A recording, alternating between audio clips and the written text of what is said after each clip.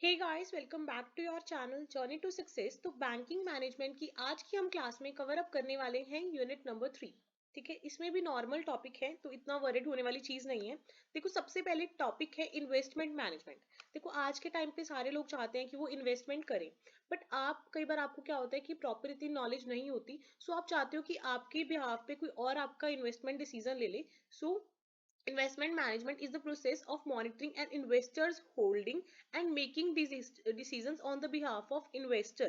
ठीक है, regarding those holdings. तो आपने अपनी इन्वेस्टमेंट का चार्ज किसी मैनेजर को दे दिया, इन्वेस्टमेंट मैनेजर को दे दिया। So that manager is managing your investments. So ये है सिंपल लैंग्वेज में इन्वेस्टमेंट मैनेजमेंट का मतलब। ठीक है, investment management is the process of monitoring an investors holdings and making decisions on the investors behalf regarding those holdings. तो इसका मतलब ये हो जाता है कि अगर हम किसी और को चार्ज दे देते हैं, वो हमारी कैपिटल को एलोकेट करता है ताकि जितने भी इन्वेस्टमेंट ऑब्जेक्टिव्स हैं वो अकम्प्लिश हो पाए। ठीक है, वो स्ट्रैटेजीज यूज करता है, अलग अलग जितने भी हमारे फाइनेंशियल इंस्ट्रूमेंट्स या अदर एसेट्स हैं उनके अच्छे से कॉम्बिनेशन यूज करता है और अपनी सर्विसेज प्रोवाइड करता है टू द एंटरप्राइजेस। ठीक है, यूजुअली जो ये इन्वेस्टमेंट मैनेजमेंट फर्म्स होती हैं, इसमें क्या क्या होता है, ब्रोकर्स हो जाते हैं, फाइनेंशियल प्लानर्स हो गए, म्यूचुअल फंड्स प्रोवाइडर्स हो गए। सो ये असिस्ट करते हैं क्लाइंट्स को in constructing their investment portfolios. So ये सिंपल मतलब है इन्वेस्टमेंट मैनेजमेंट का, इन्वेस्टमेंट मैनेजर का। ये इसका प्रोसेस क्या है। अब ऑब्वियसली अगर हम एक्सपर्ट्स के थ्रू अपनी इन्वेस्टमेंट्स को मैनेज करवाएंगे तो उसके बहुत सारे बेनिफिट्स भी होंगे और थोड़ी सी लिमिटेशंस भी होंगी। सो क्या है कि जो आपकी इन्वेस्टमेंट है उसका एनालिसिस कौन कर रहा है, प्रोफेशनल कर रहा है, टोटल डेडिकेशन, उसको इसी काम की नॉलेज है, इसी फील्ड में वो काम कर रहा है, सो टोटल डेडिकेटेड है। टाइमली एग्जीक्यूशन हो रहा है इन द स्टॉक मार्केट। आप ऐसे तो यानी हर टाइम खुद बैठे रहोगे। सो अगर आप किसी प्रोफेशनल को बोलते हो वो टाइमली एग्जीक्यूट करता है अपनी एबिलिटीज को। बाकी जो इकोनॉमी है वो अनप्रोडक्टेबल है, सो वो उस अकॉर्डिंग ही सारी प्रोटेक्शन वगैरह लेके चलता है जो हमारा इन्वेस्टमेंट मैनेजर है। बट इसकी कुछ लिमिटेशंस भी हैं। क्या है, इन्वेस्टमेंट मैनेजर सबका फंड पूल करके एक जगह इन्वेस्ट करता है तो थोड़ा रिस्क भी आ जाता है। ठीक है, और आपको पता है कि सारी चीजें are subject to the market risk, वो इन्वेस्टमेंट मैनेजर के इतने हाथ में नहीं होता। सो मार्केट चेंज होती रहती है तो ये लिमिटेशन हमेशा रहेगी। उसके बाद काफी ज्यादा आजकल नए डेंजर्स एमर्ज हो रहे हैं, फ्रॉड्स के केसेस, आप उसको फीस वगैरह देनी पड़ती है। तो ये सारे पॉइंट्स आप लिमिटेशन ऑफ इन्वेस्टमेंट मैनेजमेंट में लिख के आ सकते हो। ठीक है, उसके बाद अगर आपको ये क्वेश्चन और लेंथी करना है, सो आप इसमें इन्वेस्टमेंट मैनेजमेंट का प्रोसेस लिख के आ सकते हो। It is very very easy और ये आपके आंसर राइटिंग को और ज्यादा इफेक्टिव बना देगा। सो इन्वेस्टमेंट मैनेजमेंट का प्रोसेस में हम क्या लिखेंगे। सबसे पहले इन्वेस्टमेंट मैनेजर आपको आपका इन्वेस्टमेंट प्लान करेगा, देन एग्जीक्यूट करेगा, देन फीडबैक होगा। सिंपल 3 स्टेप्स है, इसको थोड़ा सा हम फर्दर बाइफरकेट कर सकते हैं। सबसे पहले क्या होगी, प्लानिंग होगी, देन एग्जीक्यूशन होगा एंड लास्ट स्टेप में क्या होगा, फीडबैक होगा। ठीक है, अब यहाँ पे देखो सबसे पहले क्या होगा, डेवलपमेंट होगी इन्वेस्टमेंट ऑब्जेक्टिव्स की, कि क्या आप क्या चाहते हो इन्वेस्टमेंट से, कितना रिस्क लेना चाहते हो, कितना आपका रिस्क एपेटाइट है, कितना आप इन्वेस्ट कर रहे हो, क्या क्या कॉन्स्ट्रेंट्स हैं, ये आप सब डिटरमाइन करोगे। उसके बाद वो क्रिएट करेगा आपकी इन्वेस्टमेंट स्टेटमेंट पॉलिसी, एस्टैब्लिश करेगा कहाँ पे स्ट्रैटेजिकली आपके एसेट्स को एलोकेट करना है, सिक्योरिटीज को सिलेक्ट करेगा। उसके बाद मॉनिटर करता रहेगा मार्केट को एंड द क्लाइंट को। देन उसके बाद वो एग्जीक्यूशन कर देगा उस चीज का। ठीक है, उसके बाद appraisal, appraisal the portfolio performance, वो जो पोर्टफोलियो उसने क्रिएट किया है जिसमें मल्टीपल एसेट्स हैं, मल्टीपल जगह पे एलोकेशंस की हुई है, उसको अप्रेज करेगा। और अगर कोई चेंजेस करने हैं उनको रीबैलेंस करता रहेगा पोर्टफोलियो को time to time as per the market conditions. So easy सा ये मार्केट मैनेजमेंट का प्रोसेस है, प्लानिंग, एग्जीक्यूशन एंड फीडबैक। अगर इतना सा करना इतना सा कर लो, अगर है थोड़ा सा लर्न हो जाता है तो ये वाला भी कर लेना। ठीक है, नेक्स्ट है, ये वाला टॉपिक ना बहुत ज्यादा कंफ्यूजिंग था मेरे लिए भी, क्योंकि इन्होंने यहाँ पे पूछा हुआ है what are the priorities in allocation of bank funds, कि जो बैंक के फंड्स हैं उसको एलोकेट करने की क्या प्रायोरिटीज होती हैं। सो इसमें ना मेजर जो डाउट था ना, ये जो डाउट अभी भी है वो ये है कि इसमें जो प्रायोरिटीज की बात कर रहा है वो सरप्लस फंड्स है होते हैं जो बैंक के, उसकी बात कर रहा है, ये जो नॉर्मल फंड्स होती है बैंक के उनकी बात कर रहा है। सो अब दोनों पर्सपेक्टिव मेरे हिसाब से आपको दोनों मेंशन करके आने चाहिए। कि अगर तो नॉर्मल फंड्स है तो इसमें आप समझा के आओगे पीएसएल। पीएसएल क्या है, प्रायोरिटी सेक्टर लैंडिंग, कि बैंक किन किन सेक्टर्स को पहले प्रायोरिटी देता है फंड्स एलोकेशन के टाइम, क्योंकि ये आरबीआई के द्वारा उसको इंस्ट्रक्टेड है। तो इसमें आपको वो वाला भी समझा के आना है। उसके बाद आप बाकी भी समझा सकते हो कि जो बाकी पैसा है जो बैंक खुद कमाते हैं अपना प्रॉफिट, उसको भी एलोकेट कर देता है इन्वेस्टमेंट चैनल्स वगैरह में, ताकि वो उससे भी इनकम जनरेट कर सके। सो ये भी मेंशन कराना, ठीक है, इसमें थोड़ा सा डाउट हो जाता है। सो इसमें मैंने मेनली आपको प्रायोरिटी सेक्टर लेंडिंग ही समझाया है। इसमें भी पिछले वीडियो की स्क्रीनशॉट्स किए हैं मैराथन वाली क्लास में, क्योंकि उसमें मैंने काफी शॉर्ट करके समझाया हुआ था, तो वहीं से बता देती हूँ, थोड़ा सा आइडिया हो जाएगा आपको। सो प्रायोरिटी सेक्टर क्या होती है? देखो, जो हमारी गवर्नमेंट है ना, वो चाहती है कि इंडिया का ऑल अराउंड डेवलपमेंट हो, कि जो मेजर सेक्टर्स है वहां पे अच्छे से फंड एलोकेट हो।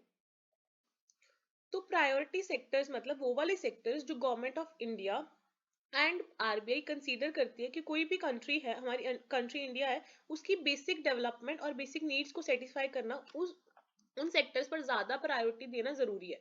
सो आरबीआई और गवर्नमेंट ऑफ इंडिया के कहने पर उन सेक्टर्स को प्रायोरिटी दी जाती है over the other sectors. So banks के लिए मैंडेटरी हो जाता है ये उन सेक्टर्स की स्पेसिफिकली ग्रोथ पर ज्यादा फोकस करे, और उनको जो क्रेडिट दे रही है वो एडिक्वेट अमाउंट हो और टाइमली अमाउंट हो। सो परसेंटेज फिक्स कर दी जाती है कि आपको इतना परसेंट तो इन सेक्टर्स को देना ही है। सो ये है पीएसएल मतलब प्रायोरिटी सेक्टर लैंडिंग। बेसिकली यहाँ पे मैंने एक डायग्राम बनाई हुई है कि ऐसे ना हो कि फ्यू मतलब स्पेसिफिक पोर्शन की लैंडिंग बैंक्स को कुछ एरियाज को देनी ही पड़ती है ताकि उनको प्रायोरिटी पर क्रेडिट मिल सके। सो ये आर्ट सेक्टर है। इसको लर्न करने की ट्रिक मैंने पहले बताई थी, होर सीमा। होर सीमा, ठीक है, HOR, होर सीमा, ठीक है। होर का आप याद कर सकते हो हाउसिंग, ओ से अदर्स, आर से रीन्यूएबल एनर्जी। H से हाउसिंग, O से अदर्स, R से रिन्यूएबल एनर्जी, S से सोशल इंफ्रास्ट्रक्चर, E से एक्सपोर्ट क्रेडिट, E से एजुकेशन, M से MSME, A से एग्रीकल्चर, ताकि हमारी इकोनॉमी की ऑलराउंड डेवलपमेंट हो सके। सो हमें पहले पता होना चाहिए कि पीएसएल में कितने सेक्टर्स हैं, 8 सेक्टर हैं। H से हाउसिंग, O से अदर्स, R से रिन्यूएबल एनर्जी, ठीक है। उसके बाद सीमा हम लर्न करें, S से सोशल इंफ्रास्ट्रक्चर, E से एजुकेशन, E से एक्सपोर्ट क्रेडिट, M से MSME एंड A से agriculture. So these are the 8 priority sectors जहां पे बैंक्स अपने फंड्स को प्रायोरिटी बेसिस पर एलोकेट करता है।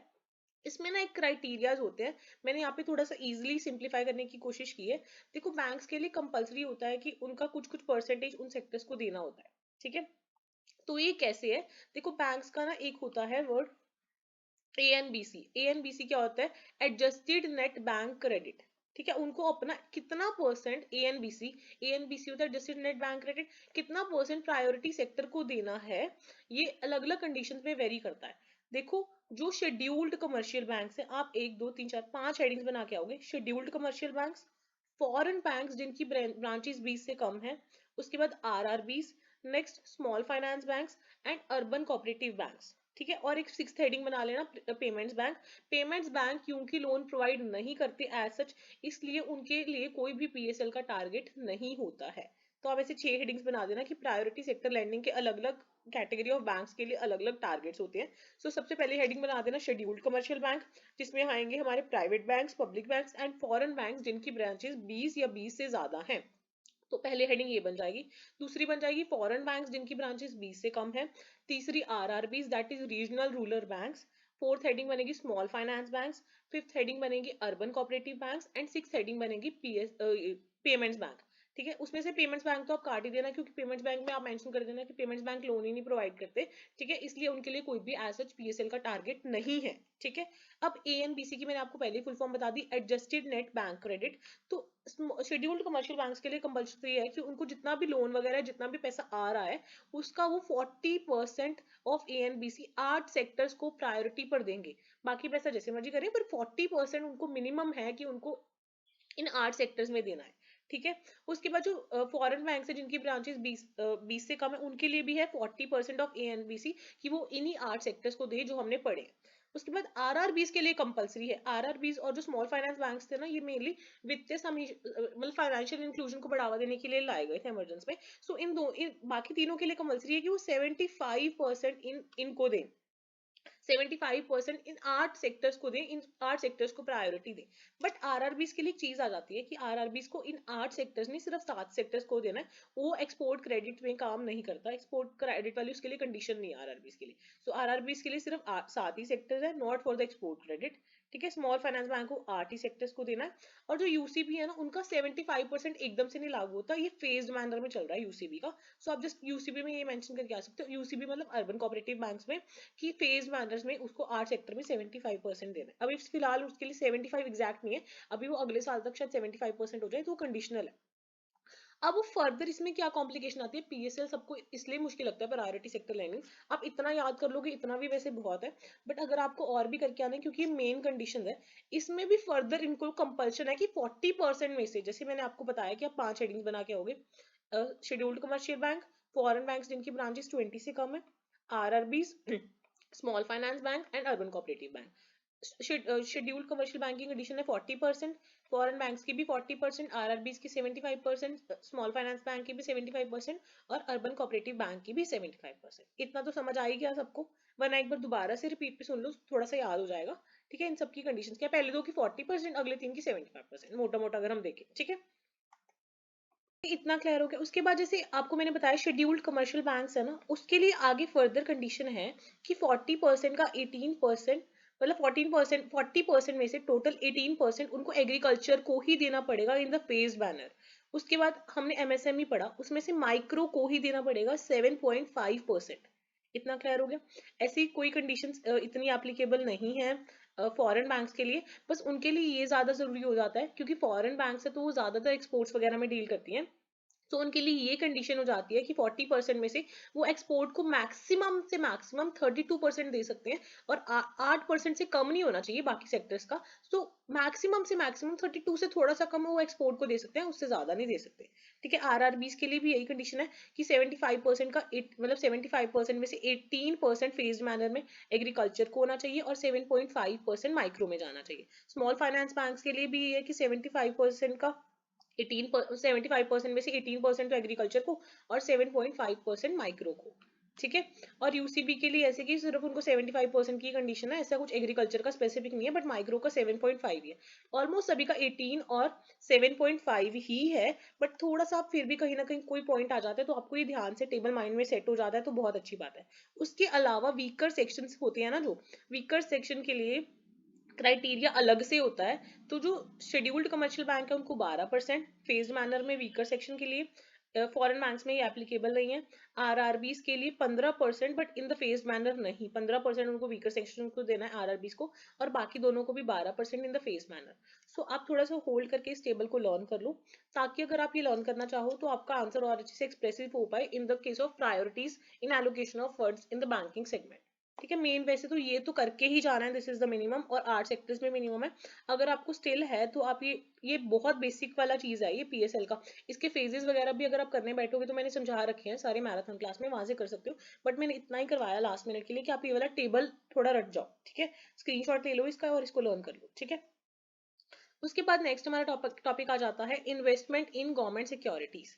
देखो, government securities are one of the safest options जहां पे हम इन्वेस्ट कर सकते हैं। सो गवर्नमेंट सिक्योरिटीज इशू कौन करता है, इशू करती है RBI on the behalf of government of India. क्योंकि कई बार क्या होता है, गवर्नमेंट के कैश करंट होता है या फिजिकल डेफिसिट होता है, तो जिसकी वजह से उनको पैसे चाहिए होते हैं। सो जी से क्या है, गवर्नमेंट सिक्योरिटीज है, एक तरह से बॉन्ड्स होते हैं जो गवर्नमेंट इशू करती है फॉर द डेली ऑपरेशंस। कई बार डेली वर्किंग कैपिटल के लिए पैसे चाहिए, मिलिट्री प्रोजेक्ट्स के लिए पैसे चाहिए, या कोई इंफ्रास्ट्रक्चर वगैरह के लिए पैसे चाहिए, तो गवर्नमेंट सिक्योरिटीज इशू कर देते हैं। So they are the tradable instruments which are either issued by the central government और द स्टेट गवर्नमेंट। ठीक है, बेसिकली जो जीसेक हैं, गवर्नमेंट सिक्योरिटीज हैं, इनको हम दो कैटेगरीज में डिवाइड करते हैं depending upon the period of issue and repayment. So दो तरह की जीसेक हैं, एक है लॉन्ग टर्म गवर्नमेंट सिक्योरिटीज और एक है शॉर्ट टर्म गवर्नमेंट सिक्योरिटीज। ठीक है, लॉन्ग टर्म वो वाली होती है जो 1 ईयर से ज्यादा के लिए होती हैं, और इनका जो मेजोरिटी पीरियड होता है that can go up to 40 years. ठीक है, और अगर हम शॉर्ट टर्म की बात करें, इसकी मेन सबसे बड़ी एग्जांपल आ जाएगी ट्रेजरी बिल्स। आपने सुना ही है, टी बिल्स हमने उसमें भी पढ़ाया मैंने फाइनेंशियल इंस्ट्रूमेंट्स में।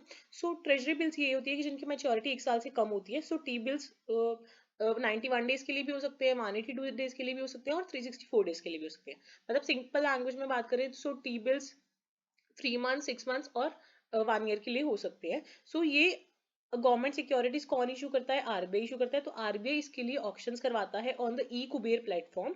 ठीक है, उसके बाद हम बाय कर सकते हैं बाय ओपनिंग द, कौन सा अकाउंट खुलता है, guilt securities account, retail direct account हम आरबीआई से खुलवा के गवर्नमेंट सिक्योरिटीज को बाय कर सकते हैं।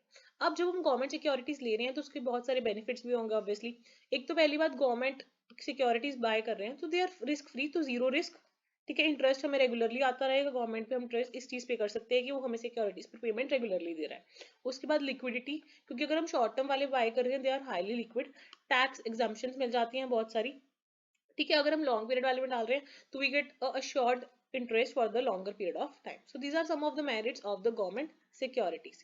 अब मैंने आपको बताया कि जो टी बिल्स हैं ये अलग अलग टाइम की मेच्योरिटी के अकॉर्डिंग हो सकते हैं. 91 डेज, 182 डेज, 364 डेज. यूजुअली क्या होता है इन पे ना, जो टी बिल्स होते हैं ना, ये आपको ऐसे इंटरेस्ट वाली चीज नहीं होती. इसमें क्या होता है, टी बिल्स आपको डिस्काउंट पे इशू कर देती है और जब आपका मेच्योरिटी पीरियड पूरा हो जाता है आपको पूरे के पूरे पैसे मिल जाते हैं. सो यूजुअली जो टी बिल्स ये वाले होते हैं they do not pay an interest, they are called zero coupon bonds, और ये आपको डिस्काउंट पे इशू होते हैं और जब आप रिडीम करते हो तो फेस वैल्यू पर on the date of maturity आपको इशू हो जाते हैं. फॉर एग्जाम्पल आपने 182 डेज का टी बिल खरीदा जिसकी फेस वैल्यू 100 थी, तो जब आपको वो मिला होगा ना तब आपको 90 का मिला होगा. जब 182 डेज पूरे हो जाएंगे तो आपको वो 100 रुपीज मिल जाएंगे. सो मेनली इनका ये होता है. ठीक है, उसके बाद जो डेटेड D6 होते हैं, उसमें क्या होता है, जो डेटेड गवर्नमेंट सिक्योरिटीज होती हैं उसमें क्या होता है, दे हैव इधर अ फिक्स्ड और फ्लोटिंग कूपन रेट. तो इन पे डिपेंड करता है और इनकी जो मेच्योरिटी होती है that ranges from 5 year to 40 years. ठीक है, ये 9 टाइप्स के हम कह सकते हैं, हो सकते हैं.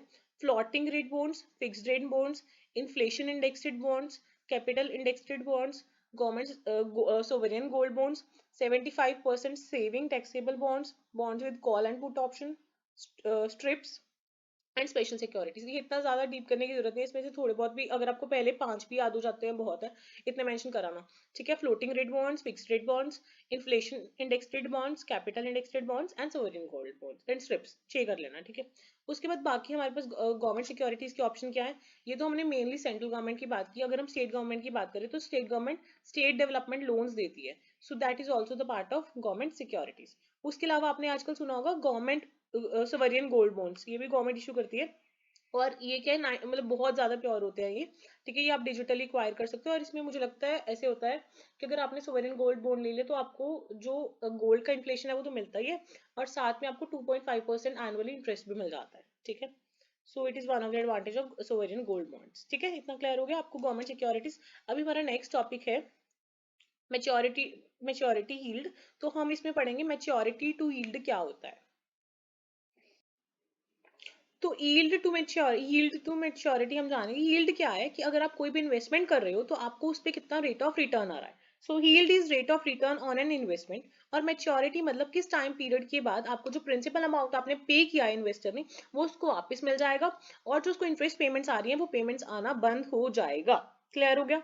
अब यील्ड टू मैच्योरिटी क्या है. It is yield to maturity of a bond is the interest. Yield क्या है, interest rate that makes the present value of the cash flows receivable from owning the bond equal to the price of the bond. So हम इससे yield to maturity calculate करते हैं. ये formula आप थोड़ा सा लर्न कर जाना ताकि अगर आपको इन द केस ऑफ बिल्कुल इमरजेंसी वाला क्वेश्चन अटेम्प्ट करना पड़ेगा तो आपको ये फॉर्मूला याद हो.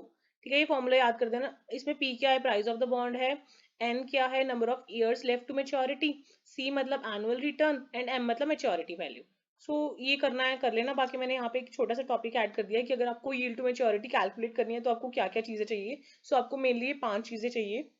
एक तो यील्ड चाहिए, एक फेस वैल्यू चाहिए शेयर्स की, एक इशू प्राइस चाहिए, एक रिडम्पशन प्राइस चाहिए और एक कूपन रेट चाहिए. सो यू कैन मेंशन कि अगर आपको क्वेश्चन लेंथी करना हो what are the calculations of yield to maturity में क्या क्या चाहिए आपको.